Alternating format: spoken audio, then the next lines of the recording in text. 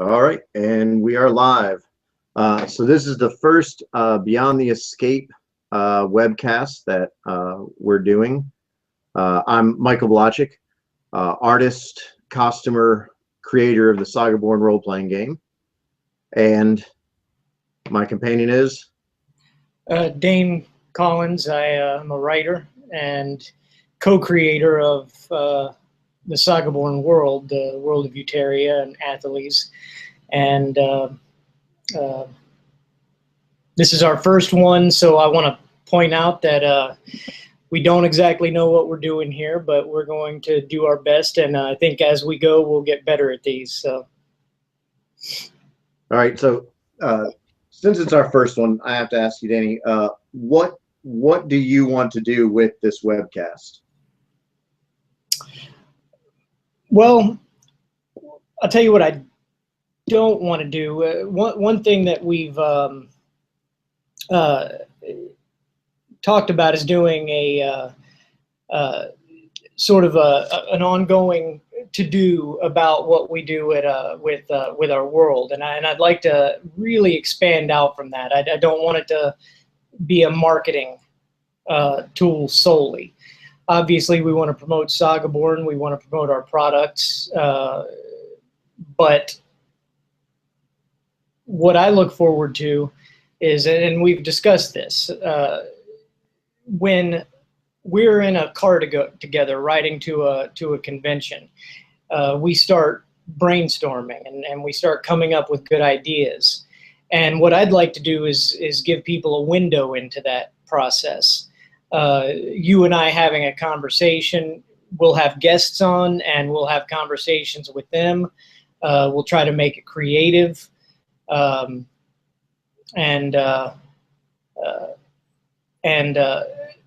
know, I think one thing I've gathered from panels that we've had is people are very interested in the creative process and what is it that we go through when we create our world, when we put all of this together.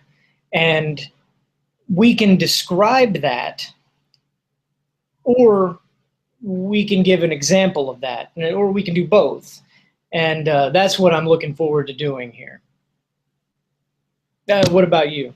Yeah, pretty much the same thing. I mean, I feel that when we're traveling, or when I'm traveling and I call you up, we talk for hours about everything. And it may start as something as simple as, here's a creature I want to put in a story. What do you think of this? And then we start complaining about creatures we don't like, and then we talk about creatures we do like. And sometimes we might not talk about the creatures at all, but then we'll come back around in the end, and normally there's something there. There's some little nugget at the end that sort of like makes the question I had, like answers it in some way or pushes me in the right direction.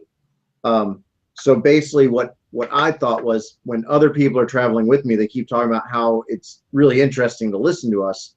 And I was like, well, then maybe we should put this out there and see what other people think.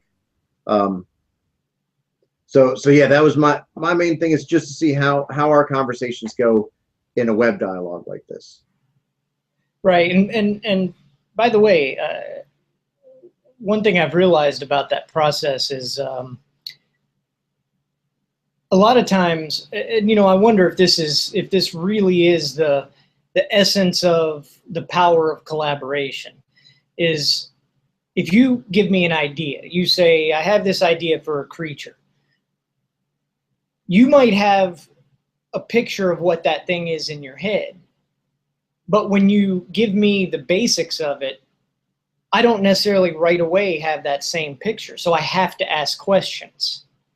And it seems like that's the process that ends up happening. You will say an idea and I'll start asking questions. You know, what about its environment? How does it interact with its environment? Well, what other creatures is it surrounded by? How does it interact with those? What conflicts does it have? And so forth. And it's that process I've noticed, just me trying to wrap my head around your idea, that it seems like leads to us you know, because then by you having to answer those questions, a lot of times you didn't think about that aspect, and that's where things really start to come together. So that's something that I can imagine happening live. Right. Now, I think I also, when I call you up, I often want to almost like sell you the idea too. So, I don't know what it's like to work alone. I love working, you know, with partners or with groups of people so much that I'm not used to just sort of going in my cave and working alone. So I've gotten so used to getting an idea and going to someone and basically saying, this is why I think it's good. And so just having someone else I'm bouncing ideas off of, I feel like might give a little bit more depth from the very start, instead of just like writing it off like, oh, this is the easiest way to make this happen. Instead, it's like, well, if I have to talk to Danny about this, how is he going to, you know, view it? What's he going to think?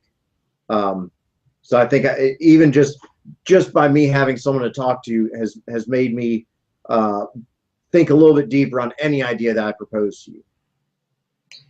Yeah, you know, that's interesting too, and so the listeners understand.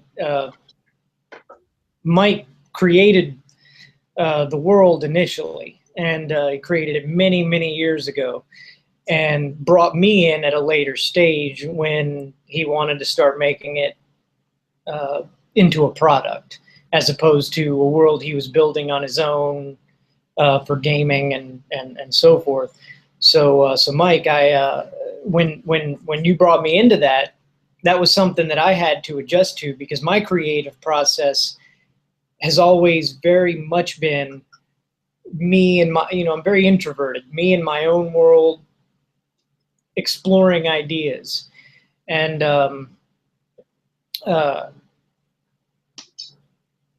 when I made, you know, I'm also a musician.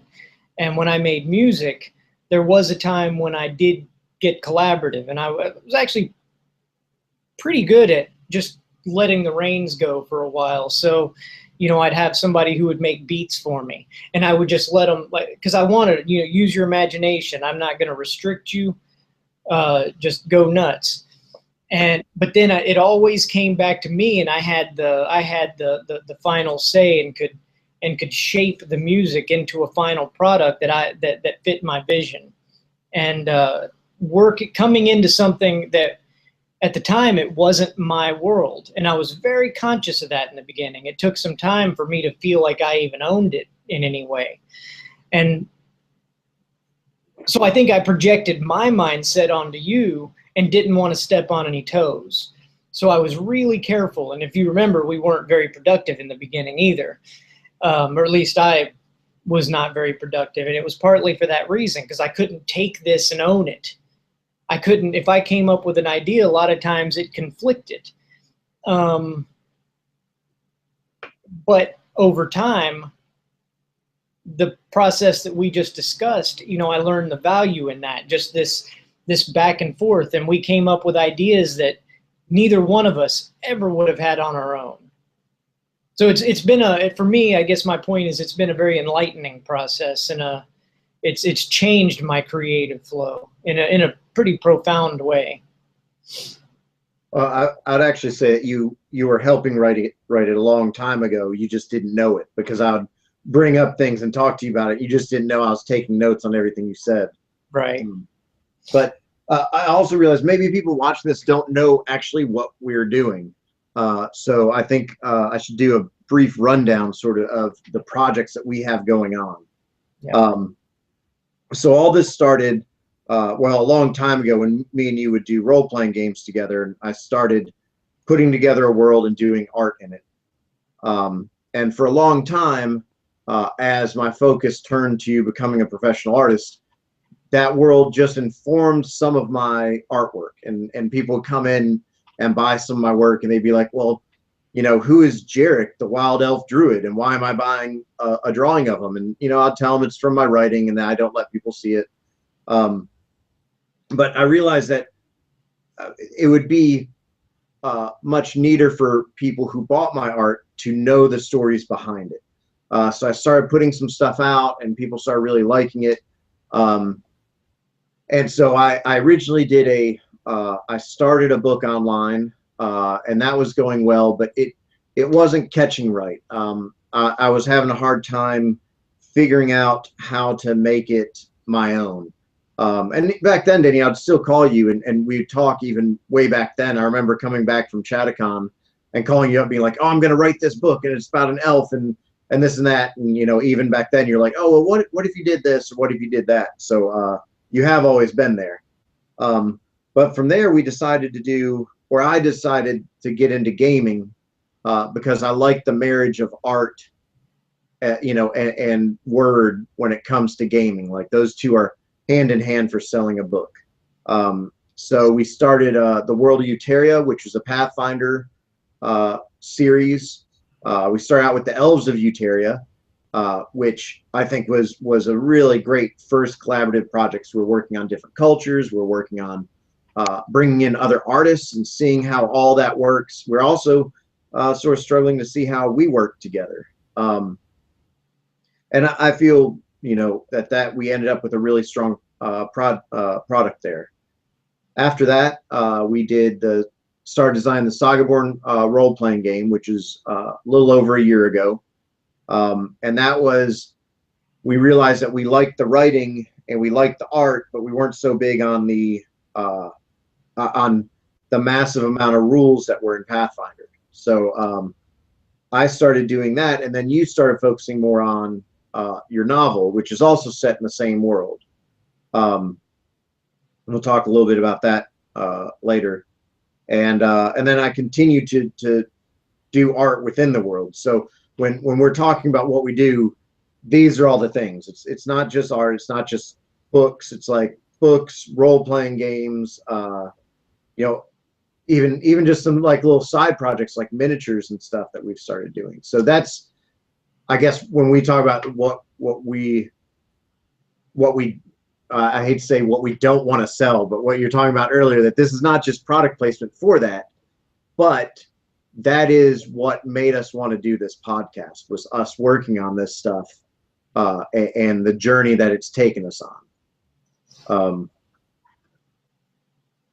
So I mean, and even when we have our discussions, like we've talked about with traveling, even though it's about this world, it always encompasses much more than that, whether it's arguing about like a TV show that we don't like, and it somehow pertains, or just talking about a piece of art that we saw at a convention that really moved us,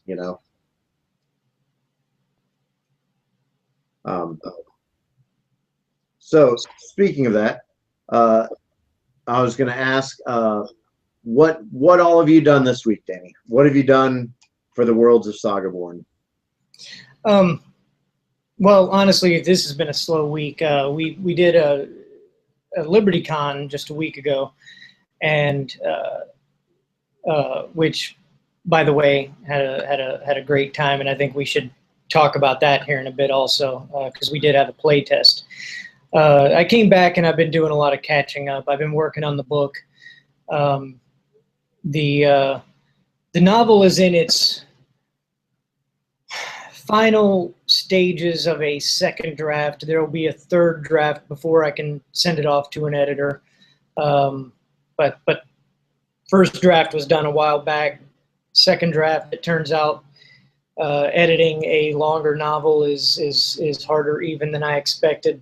So I put a lot of work into that. There's also we've had some discussions this week about some monster creation, which was an interesting discussion in itself. If we don't want a clockwork creature in our world, how do we feel about a creature that feels like a clockwork creature, even though it's technically not? I think that covers it for this week. I know you've been busy though, because you have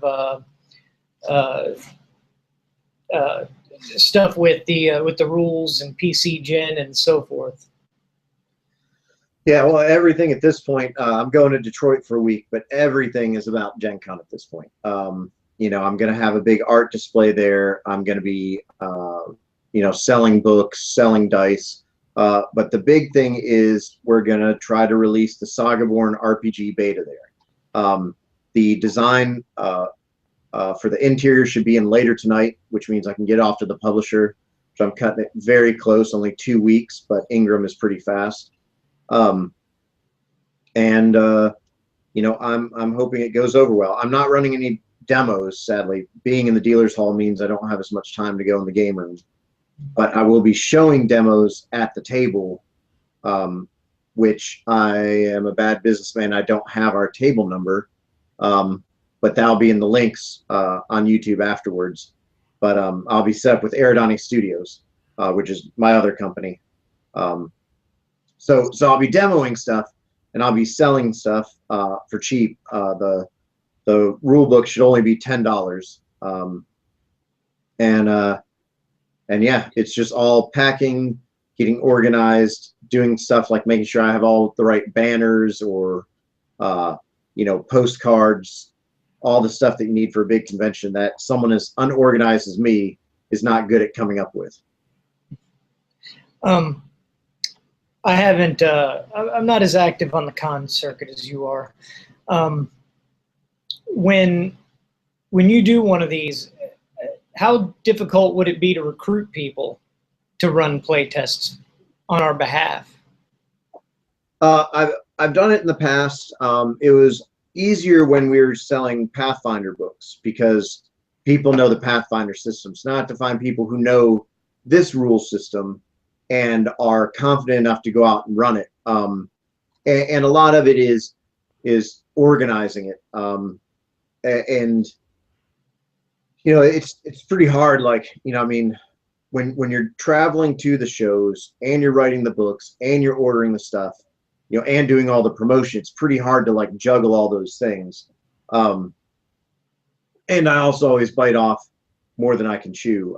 In fact, the weekend before Gen Con, I'm doing a new thing here in Nashville called Drinking Dungeon, which I'm doing with Rob Schwab, who created Tales of the Demon Lord, or Shadows of the Demon Lord. And it's going to be, we're taking over a local restaurant in Murfreesboro. We're going to be drinking beer, running games all night. I'm hoping to, you know, play some cool, like, fantasy metal in the background, play some old 80s fantasy movies while it's going on. So it's sort of like an event and not just a bunch of people play testing stuff. But I, you know, because I like to do everything and don't believe in sleeping, I'm literally doing this thing the weekend before Gen Con, which is only one and a half weeks from now. So it's, you know, everything's basically always nonstop. But I think once the beta book is out, I'm going to try to find a better core of people who go to conventions and have them start running demos for me. And also with things like Roll20, doing it so that way people can run the demos online, where basically I give them maps and give them the story, and all they have to do is run the game. And I have a couple people who are interested in doing it. I just haven't solidified the plans at all. You know, it's something that we could consider on the East Coast also, since, and so the listeners know, Mike lives in the Mid-South in Tennessee. I live in New Jersey, the Philadelphia area. And that's part of why it's hard for me to be as active in the con circuit, because Mike does all of the cons with his other company, Eridani, which he does with his family business. So he's able to combine efforts to some degree. But we don't do anything on the East Coast. Now, I don't know what the possibilities would be, because I don't have the con experience other than going to one a year. But it's something that could be considered. Oh, I'd be really interested. I was already thinking to maybe have you start looking, you know, up north for conventions that were within traveling distance to you. You know, especially if it's one that maybe you could come home to, you know, at night. So that way it's not like a big investment. You know, it's just like show up, be on some panels, promote the books a little bit. But I haven't even begun to do any research on that at the moment. But while we're talking about conventions and LibertyCon is fresh on your mind, tell me what did you think of the convention? So I've been to a few. Well, I've been to several, but this is the first one that I felt to this degree that that I felt quite this welcome. And maybe it's because I had previously spent time with the organizers, so they knew me and definitely went out of their way to make me feel welcome. But it also felt like that was the general consensus among everybody. So I really, really appreciate them for the effort they put into that. You know, I told them that all of these things, every one of these is commercial at its core. You know, the whole idea is to bring people in to help promote their products and make money.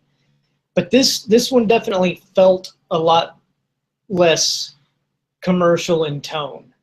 You know, it felt like a big, well, they described it like a big family reunion. And I can see that. Everybody was just having a good time. And yeah, I enjoyed it, and I think it was productive for us. Well, they're actually a nonprofit, so I understand they are, but all of the attendees coming, or all the I'm sorry, all of the guests and the exhibitors and stuff. Okay. Yeah, I mean that there wouldn't be a convention without that. So that's the point I'm making, that there is a core of that's involved in selling things that I didn't, even though it happens there, and actually they raised a lot of money. A lot of money went to charities, but that did involve selling for charity. But it just didn't feel very commercial. It felt like a bunch of people getting together and I don't know, maybe that's not so unusual. I think I've been to a total of 6 or 7 different cons. And right. I don't think I've ever been to any one more than twice or more than once. Yeah, I mean, and that's definitely the feel that they're going for with LibertyCon. Like up until just recently, when I was going, at least, they didn't even have a dealer's room. They had the old school hucksters rooms, which meant that there was a hallway in the hotel where all the hotel rooms were dealers selling stuff out of their bedrooms. So if you want to talk, like, you know, and the first time I went to LibertyCon, I was like, this is the strangest thing to walk into someone's bedroom to see their wares. And like, you know, they set it up to look like really fancy, you know, like there's grid wall and displays and people had like bookcases out on the bed. And actually we did that one year, but it was a little odd having people come into our room, you know, and then, you know, in the middle of the day, if you had to use the bathroom, then all of a sudden your huckster room smelled really bad. Right. True story. So anyways, I think they've always promoted that they have a cutoff of the, they don't want it to grow any more than the 750 people that they allow, except for, I think, professionals who come back. So like if the show's sold out, but like Todd Lockwood wants to come back again, I'm sure they would find him a badge. And you have those people coming back. I mean, Todd McCaffrey cooked you crepes. That's right. Let's see. Steve Jackson was at our dance party. I have photos, they're blurry, but of both Todd Lockwood and Steve Jackson dancing at the same time, like at our dance party, which pretty much makes that like, you know, fandom royalty dance party there, you know. It doesn't get any nerdier than that. Right. Well, the highlight, though, obviously for us at least, was our playtest, and that is, and again, I don't get to be there for a lot of the playtesting that you do out in Tennessee, so So I got to see firsthand for the first time in a little while, at least. I mean, we've done a couple of play tests online. It's not quite the same. I do enjoy that we can do that online. Of course, getting a group of grown men and women, hopefully, but ours happen to be all men, together is a feat in itself. Getting that same group back together again for session number 2 seems to be nearly impossible. So yeah, doing it in person and getting to see that was great. And I thought it went really well. And obviously, everybody that we play tested with had a good time. Yeah, that trying to get your group back together is like that one cartoon. Like, what do we want? We want a game. When do you want to do it? Monday. Oh, actually, I'm busy on Monday. Can we do it on Wednesday? Oh no, Wednesday's out. You know, like Right. That cartoon strikes such a chord. As far as our play test, yeah, actually, LibertyCon was a really good one. There is the one guy who had never played before, and his play style was very. By the way, never played an RPG. To be an clear. RPG, yeah, he played like video games, Skyrim, stuff like that. He played board games and card games, but never played a roll the dice tabletop role playing game. And he took right to it. His play style's a little strange. Rolling persuasion checks to try to talk fellow party members into ending it because it just wasn't worth going on after they'd taken some damage. But I mean, that's part of the fun. And when you're doing these play tests, you never know what you're going to run into. I've been really lucky. I feel a lot of the play tests I've done, and my play tests are a little bit different than most people's. Like, I know some other guys that go in to run play tests. They run them from, morning, noon, and night, nonstop. Every, 3 or 4 hours, it's a new group that comes in. Right. Because of my schedule at conventions, I tend to limit it to just one sitting, so one game. The drinking dungeon is going to be a little bit different. I'm doing a live event, which I don't know if anyone has kept up with this over the year, but every play test I've done at every convention has led into the next one. So it when something happens at Mid-South Con, when I come to Hypericon, what happened at Mid-South Con affects what happens at Hypericon. And so the drinking dungeon is actually going to be like the final chapter in this, where the players there all have to complete a goal, and if the goal doesn't happen, then the chapter ending will be way different. So basically, I'm going to have 8 groups. I'll be running like 1-hour sessions, and each group has to succeed at their task to make the well. I mean, any ending is a fun ending, but the ending that maybe they are going for, every group would have to succeed, or at least figure out a way around the problem at the end. But I don't want to spoil any of that, so we'll talk about that after the drinking dungeon and see how it all went. Can I ask you a quick question? Yeah. And you'll give me an honest answer. So you have a party. One of the people, very strangely, after detecting a trap, decides, screw it, I'm just going to run across this trapped bridge anyway and hope I can run fast enough to, I don't know, outrun the trap. He almost dies. The other character that you mentioned, he decides he wants to persuade his own party member that it's not worth going on, that he should just end it right there. He lost the roll. What I want to know is, if he had succeeded in that roll, what would you have done? That had to have been going through your mind, right? It was. What if he does this? I was looking at the other players and seeing, like, I mean, because this is their story too. Was the Archeon, was Grail going to step in and stop it? And that's also, you know, I love random dice mechanics. It's actually something I realized this last weekend when we had a board gaming night, is that I love a strategy game that then has something random base to it that I can't control, because if it's all on me, I almost feel like it's too much pressure. So we rolled it. It was random. It went in favor of the barbarian, or not the barbarian, the ranger.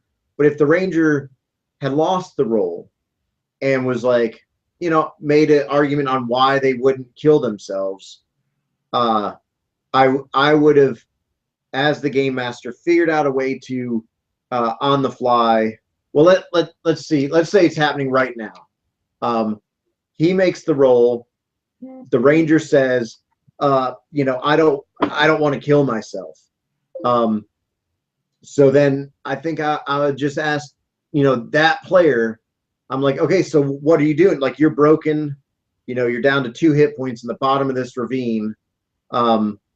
This other character just very charismatically, or very, you know, just basically told you it's over.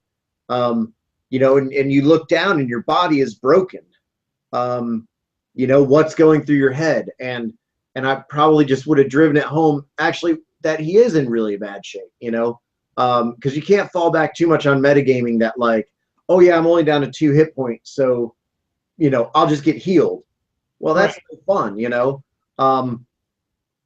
So I probably would have turned it into a story thing, and I would have taken the persuasion there and actually talk to the ranger and maybe make him see exactly what a dire situation he's in. And obviously I'll leave it up to the character, you know, the person playing, on what they do, because nobody wants to have their character, you know, and I mean, not to mention the sort of uncomfortable issues that you bring up, forcing a character to end stuff on a dice roll. But I rely a lot, you know, there's that thing of players are going to have fun. Players are going to, some people would say, would want to break the game, you know, or you know, throw gas on the fire. But I just see it all as examples of, like, all right, so this is how this person's playing this character. How do we keep this story going and keep this character part of the group? You know, how do we keep it relevant? You know. Well, you know, honestly though, if as far as story goes, you know, it was kind of an odd thing to me anyway when that happened, because I was imagining, you know, what if say it's NPCs, doesn't matter, but let's say I'm in the real world just going around trying to persuade people to kill themselves. That's going to be a hell of a roll, you know, like a 20-sided die isn't going to cut it. Now, this is a special situation because the guy he started out with a good amount of hit points. He was down to, what, 1 or 2 in one fall. That guy was seriously injured, and an argument could be made that, you know, look, you're putting the rest of us in danger. So it is a little different, but just the idea of trying to persuade anybody to end it in that way seems like it would take a hell of a roll. Oh, but, yeah. but there's that's the way I was looking at it, is if the guy wants to try it just for role-playing purposes, why not? You know, why not let him give it a shot? But I was hoping that it didn't end with, you know, well, you have no choice. You have to. That's it. You have to kill yourself. Yeah, I'd never do that. I would just, you know, just like I feel rules are suggestions, sometimes the dice rolls are suggestions too. You know, like, you don't want to ruin anyone's fun on the dice roll, unless like, if that's a session that you've set up, like if you're playing a more hardcore game, or, you know, actually, when you're setting up these playtests, you're playing with basically a group of people that have never been together and they have no reason to be together. And that's sort of what I think we're running into is, you know, you sit down at a convention to run a game. A lot of times no one at the table knows each other, And so it's sort of easy to take that mercenary point of view, you know, like, oh, let's just, you know, be crazy, take all the gold for myself. When you're playing with a group of people, and I just started doing this because I was listening to another podcast that talked about zero sessions. And in the past, a long time ago, when me and you played and we were younger, we were doing zero sessions, which is a session to make your character with the group. Instead of everyone showing up with a character sheet and you have a bunch of characters that aren't involved, the zero session allows you to create characters and sort of find connections. So we did that a lot. And because I mainly played with close friends, I assumed that everyone sort of did that. And then as I expanded out my gaming, especially in the last couple of years, I realized, oh, wow, if you don't have reasons for people to hang out in a game, there can be some really like awkward combinations. Like, why would this witch hunter be hanging out with two elven mages in this world that dislikes elves and mages, you know? And I think with a good zero session, you can actually solve a lot of those problems. In the last playtest group that I started, we had a witch hunter. And when I say witch hunter, it's a character class. So it's not really a witch hunter, but they have abilities to stop magic. We had an Archeon is what we call them. So the Archeon, which was sort of the witch hunter. We had a human druid type character, and then an elf, like wild magic user. And it was like, all right, so we got some really tough decisions here. Why are these people getting together? And the one thing that we do in the Sagaborn world is we have the Wanderers, which is the Adventurers Guild. And that allows us to bring people in and sort of throw them together. So the elf was an elf that had just fallen through from the Never, which is a different plane of existence. And the guildmaster of the Wanderers in the city is concerned with helping out magic users, making sure that these prejudices against the Fae and magic users like don't end up with a bunch of people in stocks or being, you know, drown in the river. So he took this elf under his protective arm and basically put him in this group. The witch hunter ended up making up a new sort of character group that protects mages, not hunts them or anything. And he is actually the protector of the druids. So we went from like 3 people that probably would never be together to 3 people that had this sort of story, you know, like basically the guildmaster put the elf in with these guys to train him how to use magic in the current world. And so obviously when you have a convention, if you allow people to roll with their own characters or just play with any personality, you're going to have, you know, sort of wild things happen because you just don't have time to do that, you know, character building.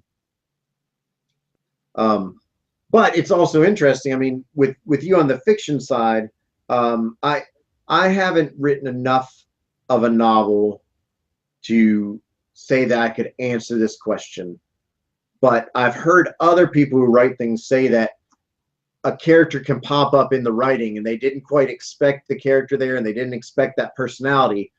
Obviously, it's not as blatant as someone who shows up at a playtest trying to talk the characters into, you know, ending it. But have you experienced that at all in the Crossroads book? Yeah, most of the characters that I have were in my mind from the beginning. Most of them. There was one who I decided that this person needs a companion. And then I started telling that companion story, and it became so interesting to me that that companion became one of the major characters later on. What seems to happen more often for me is a character that already exists really goes in a direction I didn't expect. And I don't can't say that I understand this process. There's this sort of organic process where the story does take a life of its own, and the characters take a life of their own. And as much as you try to wrangle them back into, just like I imagine, with playing with other people, you realize that, once you get in the head of this character, you realize that their trajectory is just, maybe what you had in mind, this simple little bit in the story, doesn't make sense anymore, because every character has their own motivations, their own impulses, their own desires and fears. And you have to let them be who they are. And that's the only way to, I think, avoid having one-dimensional characters. It's probably a lot easier for people who are, there's that whole debate that goes on with writers, the plotting versus pantsing. And I fall somewhere in the middle, but I think if you,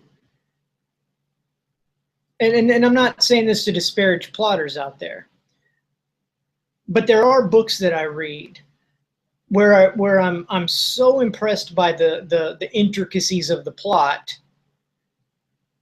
that I can't help but love the story. But the characters feel a lot of times one-dimensional.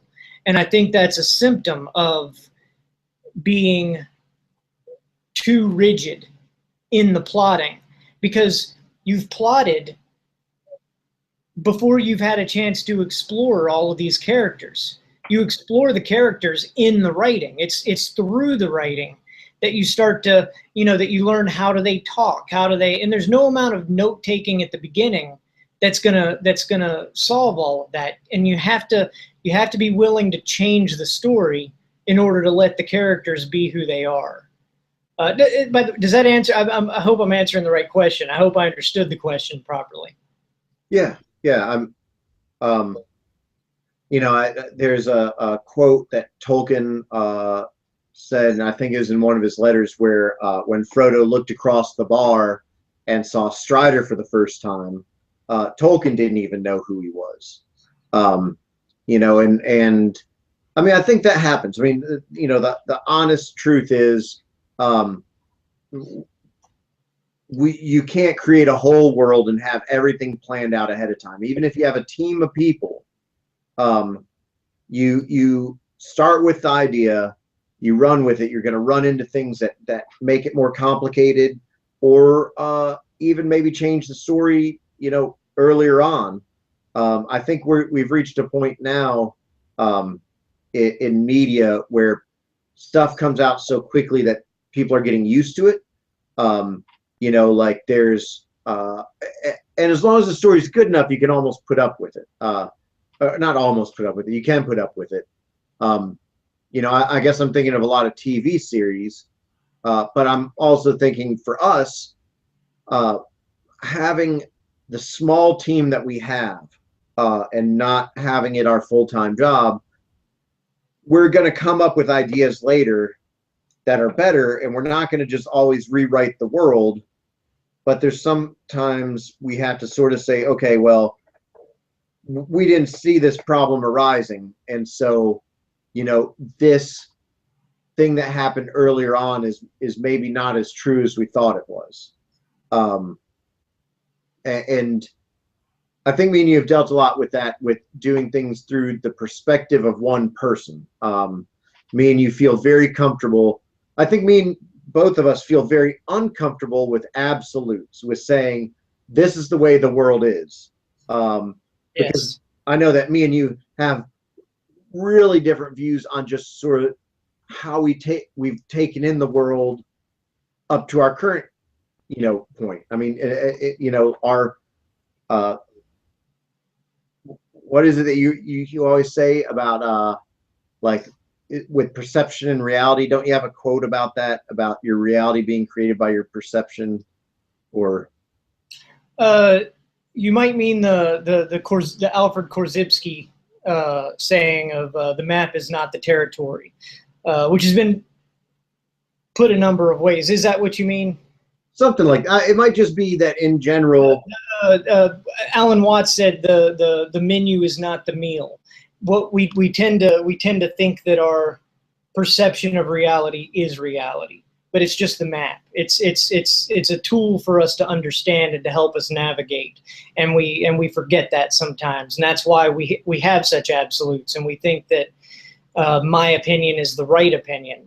No, you came to your opinion because of the series of events and perceptions that you had throughout your life, which is very narrow and limited by your senses. So yeah, when I'm thinking of fiction and of world building, I'm always thinking this is a different world to, in the real world we have seven what's it up to, 7.5 billion people in the world now.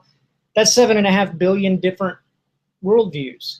That's 7.5 different worlds essentially, because nobody's experiencing the same world. No two people are.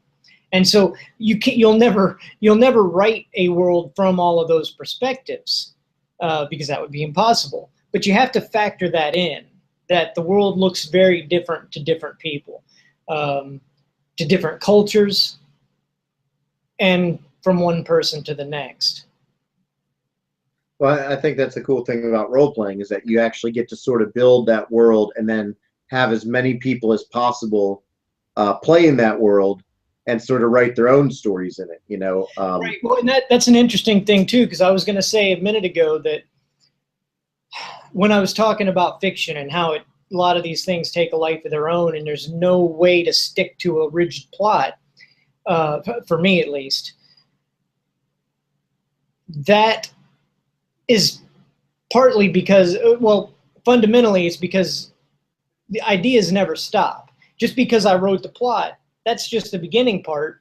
Now I'm writing, but I'm still getting ideas, and sometimes those ideas are too good to not use, or they might conflict, and whether it's a character or otherwise.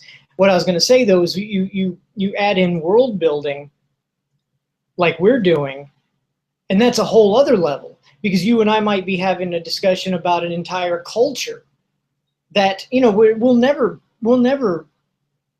write every culture in the world. And even a culture has subcultures. It has countercultures. So even talking about a culture gets complex. We'll never cover it all. The more we do cover, the richer the world becomes, and that's great. And that's the process. But every time either one of us comes up with an idea, we have to fit it in now. And it affects other things. Maybe it affects things we've already written. But then you add in building a world where players get to have their own creative agency in the world, to a limited degree, sure. But it's like you mentioned about the Protectorate. That was a player. And now the Protectorate is a part of our world. And it's something we hadn't accounted for. So now we have to think about their role in the world. Where do they fit in? And again, it makes the world richer. And the more of these ideas we have, the richer it's going to get. But we can never be too certain about what the world is. Yeah, there always has to be some flexibility. I almost like the idea of, well, I mean, I do like the idea of, this sort of overarching feel for the world, and then these sort of pockets of definition. For example, our other writer, Sean, is very attracted to Fairyport. That's where we were writing before. It's a city in the West. And that is starting to get very defined right now. And he enjoys writing in that area. Like, it's that, to him, I think it calls to his tendencies as a writer. But I don't want to go over 50 miles to the next city and define that as well, unless we need it. I don't want to go up to the far north and define that until that's completely needed for a story, because the other thing that does, that cuts off any player or other writers, because we're being very collaborative with this writing. As people come in that are showing interest, we sort of allow them to have their own little pocket of definition, you know, and they wouldn't be able to do that if we tried to write a whole world book. And even if we did write a whole world book, we'd be, you know, going over stuff with such a broad stroke that I don't think it would matter anyways. Right. A funny story about perception that happened at LibertyCon, so jumping back to what we were talking earlier, is hosting the dance party on Friday night. I looked out and there was more people sitting in the back on their cell phones than I've ever seen at any of the dance parties I've ever hosted at a convention. And I was like, oh man, I'm just not playing the right music. And I was stressing and like trying to find the perfect mix and get people off the wall. And it just didn't happen. And so I sort of felt like, you know, I mean, I felt it was a good time, but I was like, I just didn't get enough people excited about it. And then the next day, so that was my perception. The next day, person after person came up to me and they're like, oh, we love the dance party. Like, we just hung out there and just played on our phones. And I'm not blaming Pokemon Go for this, but they were just playing on their phone and it just happened to come out that weekend. And so to them, they're having a good time just being in there with the energy and listening to the music. But if I hadn't talked to them, I would have went home thinking I failed hosting that party, and they would have went home thinking that was a great party that they were at. And if that's just 50 people in a room, you know, what is it when you go up to the state level or the, you know, country level, so on. So right, no, that's exactly right. In fact, the idea of Alfred Korzybski's, he was a colleague of Freud's, and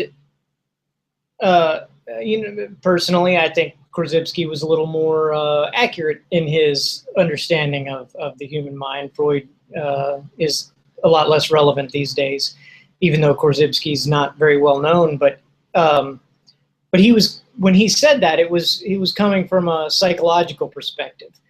And so if you're dealing with neuroses, or you know, you feel down on yourself, part of the problem, he realized, is people had these absolute thoughts, you know, this party is a failure.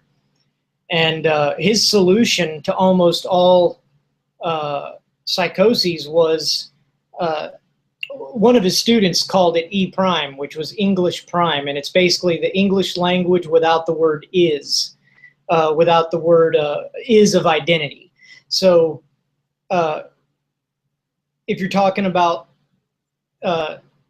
you know, somebody cuts you off in traffic, you say, oh, that guy is an asshole. Well, no, that guy seems to be in a hurry, you know, or that if you take out the word is, then all of those absolutes go away, and that's in his theory was that would be, if we could get people to think in that way, it would be the end of violence, because people don't fight over maybes. You know, you take any war and you have two sides that are damn sure about their own belief system, and or else they wouldn't go killing people over it. So you know, so you replace is with seems to be, or even more seems to be right now, because people change, people go through moods. So if you're in a party, no two people see it the same way, but we always get in our own heads, and a lot of times, you know, we have the negativity bias. We look for evidence of negativity, and that's not a problem with any one person. That's, you know, all of us have that tendency. Well, I wonder, so to bring that back around to the writing a little bit, the like defining stuff. You know, you used to watch a movie once in the theater, and then you went home and you had memories of it. Now we watch a movie 200 times on DVD. We used to get together and have fan theories about Star Wars. Now the Holocron online has everything, so much so that they've now had to divide it up into stuff that's legends that doesn't affect the new canon universe, and what is now considered canon. Or back in the day with Star Trek, people would meet at conventions. People would go to conventions to talk about the stuff, but there wasn't a definitive answer to a lot of stuff. I mean, you could pull up references, but like even, without the internet, how much could people really put this whole world of knowledge into one place? And now we can. So the good side of that is that we get to, for our writing, we get to have a Wikipedia ourselves. It's very easy to navigate, and we keep adding more data to it that allows us to create a richer world. But at the same time, it means that if one of our books mentions like the 30th Lord of Sea Haven, and it's not the exact same 30th Lord of Sea Haven that's in the Wikipedia, then it's considered wrong, Right. And we're just getting to that point now where everything is so easily searchable and defined, that it sort of takes some of the fun out of it, I think.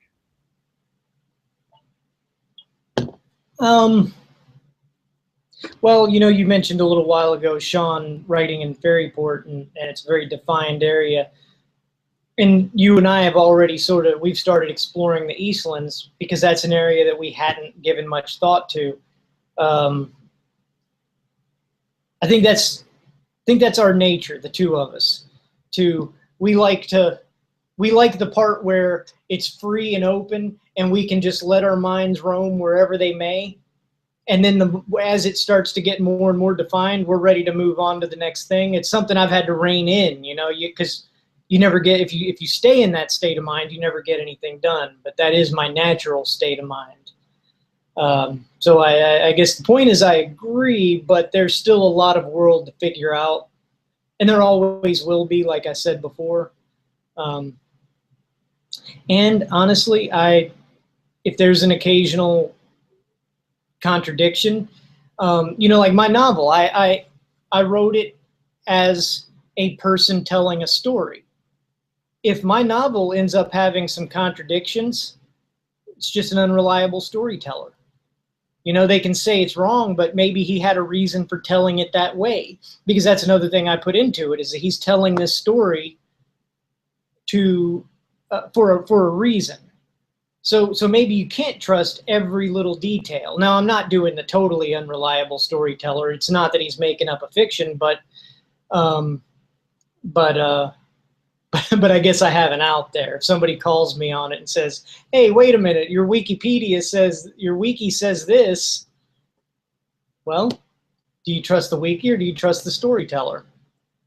Yeah, and I mean, only with details, by the way. Obviously, we have to have some consistency when it comes to the big picture. Right, and I mean, I think this goes back to us being like, indie writers. We just don't have the manpower to check for stuff like that. In fact, I'm sorry, but real quick, also, we're not writing about a world with an internet. So if there's a storyteller or somebody has a book of lore that has a bunch of creatures in it, even with the internet, you see how much nonsense gets out there. So the storyteller might not be even telling a lie, but that's, maybe people in Ferryport believe that the 30th warlord of such and such a place was this, but if one of them were to travel to the library of that town, they would learn otherwise. So it only works within fiction, though. With the gaming side, I guess there's it requires a little more consistency and accuracy. Right. Well, or if you mentioned an inn that was 10 miles out of a town and they go back through that town, and you mentioned another inn that happens to be in that same area, sure, there could be two inns. There is. I mean, it just, as you add, no matter what, you have to start cross-checking so much stuff. It looks like we're almost out of time, so I'll sort of end it on a funny story and then let you wrap up. But talking about cross-checking, Sean emailed me last night and he said, "Mike, the red magic crystal that Dane was supposed to give the players in the second adventure book, the second published adventure book, did he ever give it to them? Because I can't find mention of it anywhere. And so I started searching and searching through the adventure book, you know, 100+ page adventure book, and there's one mention of it that Tane tells the players to find him at the inn sitting at a table with a red stone on the table. Nowhere else is it mentioned. We wrote all this backstory of what this red stone could do, and it would allow the players to talk to Tane across distances, like once per day. We did a props package that came for our Kickstarter backers that came with a red crystal in it for the props backers.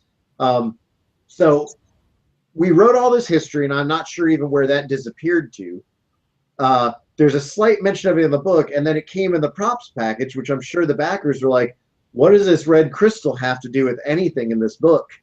And Don had been writing his book, assuming that the players did have this ability to talk with Tane, and there's no mention of it. So it's like all of a sudden this red stone just appeared in their pockets, as if someone mailed it to them or something.